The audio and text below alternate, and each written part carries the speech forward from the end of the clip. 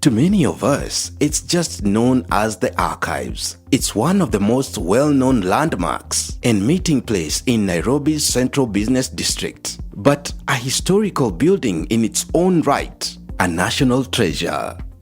Not much is known of the National Archives. Not its history, nor its functions, not even the priceless surprise it holds inside. The Kenya's and Pan-African treasures, and a vast gallery displaying both national and continental artifacts, with some so rare they're found nowhere else. In this mini-feature series, we will open your eyes to what you've been probably missing and you never knew all this while, give you an inner glimpse of the famous yet unassuming building in the city and some of the national treasures it holds inside for all of us to see.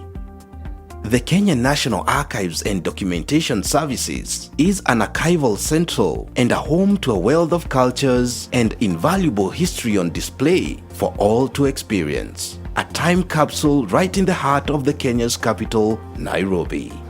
Meet Mary Ann Wanyonyi, the Deputy Director at the National Archives. She shares her great insights on the history of this colossal structure and its genesis. Kenya National Archives, for the public and the majority, have always been coming as a monument, a place for meeting. A majority of you're talking about your audience, if you ask them, they'll be telling you like a landmark, let us meet at archives, but they have never known what is this archives, what are some of the things that are at the archives. So yes, let me demystify some things. One, this building that houses now the Kenya National Archives was built in 1928. It was initially the Bank of India. It started operations during those 1930s, but it was built in 1928. So Kenya Commercial Bank bought then the building in 1970. This is why behind the Kenya National Archives there's a Matatu stage that is called Commercial, because KCB was housed at Kenya National Archives. So then from 1970 to 1978, the government bought this property and then relocated Kenya National Archives from Jogoo House basement to come and occupy Kenya National Archives. So officially Kenya National Archives began operations in this building in the 80s, 1980 to 82. According to the Deputy Director, most artworks and artifacts found here at the National Archives are credited to Joseph Murumbi, Kenya's second Vice President, who was not only a great enthusiast of African culture and its way of life, but also a collector of artifacts. Some of them are as a result of generous donations from collaborations with other countries. Some of the galleries, the artifacts that you have seen have been donated as gifts. They were given to him as gifts. Then he decided to preserve them at the Kenya National Archives, but not all. So because you have seen different cultures in Africa, not just specifically Kenya, you have seen things from Nigeria. They were given as gifts to him. So we are preserving culture cutting across in Africa. The Kenya National Archives serves several key mandates and functions. These attributes have not only served us, the public, but also our government. In addition, foreign researchers who are keen to learn a thing or two about the Kenyan and African history, as well as her people, culture, and way of life, often come here. After independence, 1965, there's an act that was passed in Parliament, the Public Archives Act, which established now two things. One, the office of the director, Kenya National Archives. Then two, functions and mandate of the Kenya National Archives.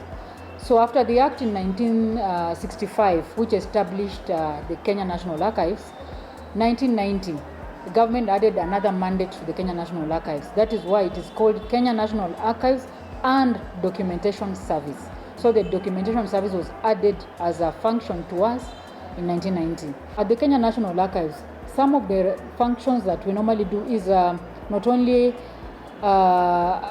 allowing people to be able to look at their lineage and find, trace their family history. We are mandated by law, one, to go outside and advise on proper public records management. Then 2, we are mandated as well to acquire and preserve archives for posterity and also to make it available. Some of the biggest achievements made by the Kenya National Archives include the brokerage of peace between Kenya and Somalia over the border strip, the acquisition of post-colonial records from the UK government, and solving land disputes, among many more. The government pursued our migrated archives, and they were brought in this year in June, 9.1 terabytes of them, 2,665 records of volumes of records that were brought here. So yeah, partnership with the UK pursuing our records and bringing them back is an achievement for us.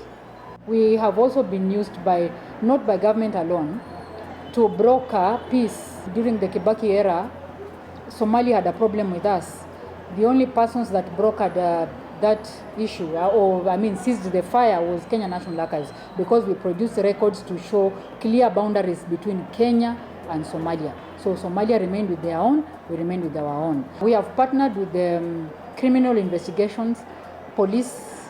They all come here for records so that they can be able to solve court cases and deal with the matters to do with criminal cases and land issues. So all of those records, you can access them here. The Kenya National Archives is indeed a trailblazer in the preservation of the Kenyan culture and its people's history for posterity. Having an art gallery also is a means of preserving our culture, because some of those artifacts speak about our culture. For example, the pots, the significance of those pots as per different tribes of the Republic. And in the famous words of Marcus Garvey, a people without knowledge of their past history, origin and culture is like a tree without roots.